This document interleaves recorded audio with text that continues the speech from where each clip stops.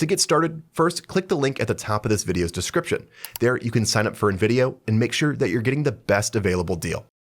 And once you've clicked on that link, you'll be brought to this page. Just go ahead and click on Generate Video Now.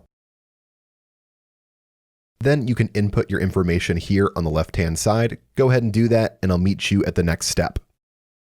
Then once you've created your account, you'll be brought to this screen. This is where you can actually input your video prompt to begin generating your video.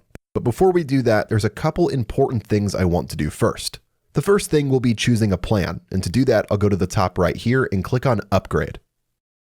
When you make your account, you'll be operating on the free plan, which is extremely limited. I would highly recommend upgrading to the Plus plan. This is going to get you access to exciting features like voice cloning, getting unlimited exports, and being able to actually license stock footage.